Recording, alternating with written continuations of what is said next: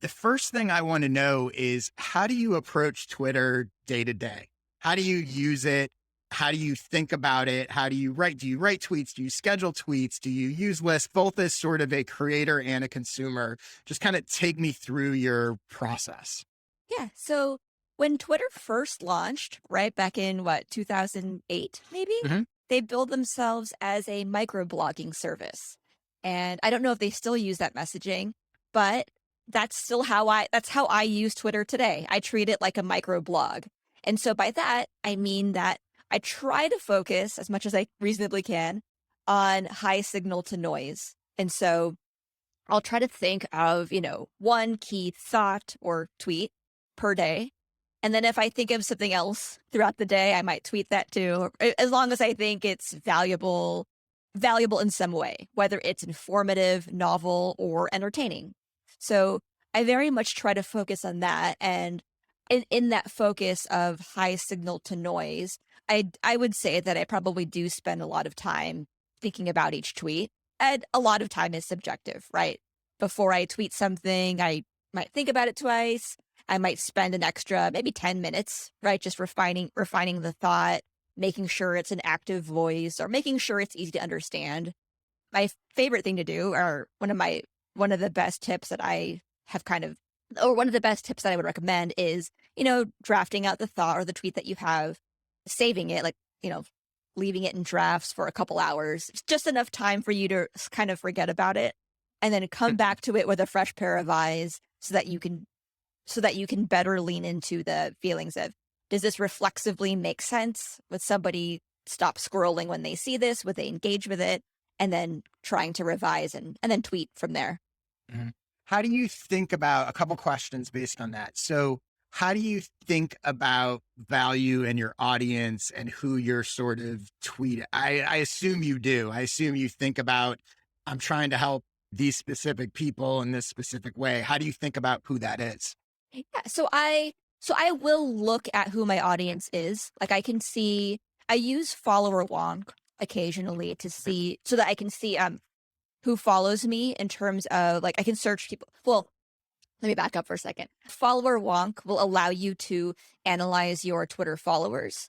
So I'll do that, I'll pull a report, and then I can see in a spreadsheet essentially what people's bios are. So then I mean, I don't read the whole list, Right. but that gives me a sense of, how many people follow me who are founders or marketers or marketing directors or, whatever that might be.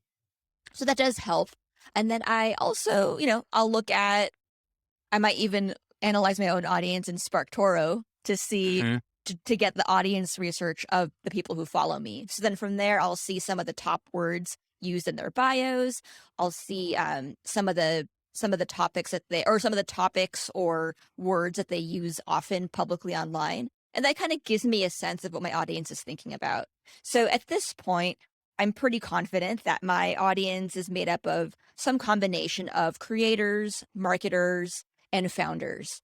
And so when I think about it that way, then that's when the type of content I create can expand beyond just content marketing or just marketing. Then I'm thinking about, okay, well, what is a busy founder or entrepreneur thinking about? They might not be thinking about content marketing, but they might be thinking about growth marketing.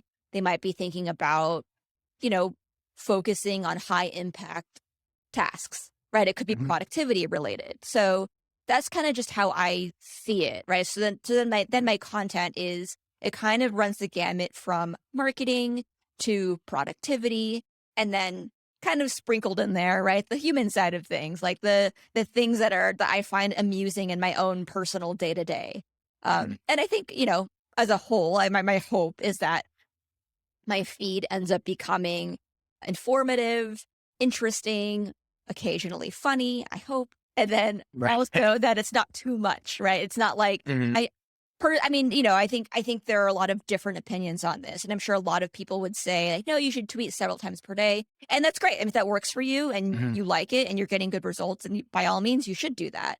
But I just try to I don't think I have enough to say that I can Mhm. tweet several times per day. So I try to focus on one. If I think of more, then there'll be more. Right. So you might tweet more. I mean, Yeah. I'm sure or at least it seems to me like there's days that you tweet more than once, but you're Yeah. really focused on sort of, I want one good tweet or thread a day. And are you doing those pretty much in real time? I know you said I'm assuming you have drafts and sort of notes, but you're not really scheduling. Are you sort of, and I guess two-part question. So one, are you doing it sort of like you don't know what you're going to tweet tomorrow until tomorrow comes? And then my other question is, are you always doing it at the same time of day, or is it just whenever you happen to feel like it that day? Yeah. So I actually do schedule my tweets. So I Okay. might schedule it the day before, but I schedule it at a time frame in which I know that I will also be around to engage with Hmm. any comments. So usually, I'll schedule the tweet for around 8 a.m. or 9 a.m. Pacific time, because based on the data of my engagement, I know that those tend to be high engagement times for me personally. So I'll schedule the tweet then. And then, when it goes up, then I'll check on my phone. And this is when I'm like making breakfast, right? So I'm making breakfast, Hmm. making coffee, and then kind of scrolling through my own feed and engaging with the comments. So that's how I approach that. I will say I do try to have a balance of kind of evergreen tweets and tweets that are a little bit more timely. And Hmm. the timely ones, that kind of just has to happen the day of, or the following day. Right. And the evergreen stuff, those are things that I'll have like an Evernote file or Evernote notebook where I just kind of plop in evergreen thoughts. And then those are just sort of my backup content, so to speak, where, that can go up anytime. Maybe I'll post one of those like on a Monday when I don't know, when I don't have anything timely to say, but Hmm. that I think is still useful. And then, for those evergreen tweets, then I kind of, one mindset that I have for those is what can I say that would be useful to a version of me last year Hmm. or 2 years ago? Yep. Do you repurpose tweets ever? And once you've posted stuff, obviously I assume you're looking at seeing how and sort of just intuitively figuring out, oh, this worked or this didn't work or whatever. Is there any kind of formal system you have around that? Are you actually tracking like stuff that worked and I want to repost this at some point? How are you sort of post posting? How do you think about that sort of analysis piece? Yeah, I mean, I'm sure I could be more regimented, about it, but it's pretty rudimentary. I'll do a search of my own tweets based on number of engagements. So I'll look for my own tweets that got a minimum of like 50 likes, and I'll look at ones from like last year, like maybe this time ago Hmm. last year, or at least 3 months ago. And then from there, if there's anything interesting that, or that got high engagement, I'll look to repurpose it. And when I repurpose it, I will look back at the tweet. I'll kind of ask myself, like, do I still believe in this? Do I still think this? What would I change about this statement? And then sometimes I'll look at the comments back then, and I'll see, if I got any pushback or any add-on advice, or, anything additive to that conversation. And I think the pushback is helpful, by the way. And then that'll help me rethink, like, oh, maybe I shouldn't have phrased it that way to begin with. Like maybe I was being too presumptuous in saying something so in such an absolute way. Like how can I revise this? So then from there, I'll edit it into a version that I think is better, or that the current me would agree with, and then I'll post that. Cool. I just want to point out, and I'm not surprised to hear this from you. Again, we've never talked about how you use Twitter, but just for listeners, anyone that's successful on Twitter is way more strategic about it than I think the average person realizes, right? You clearly have thought about this. Even if you're not going off the deep end, spending a million hours, whatever, you've looked at the research, you've looked at the bios, like there's a strategy behind it, which again, everyone's strategy may be different, but I think that to me, something I found is that anyone that's sort of having success there is at least attempting to be strategic in how they use it. Before we move on to the next topic, I'm going to throw one more Twitter related question at you.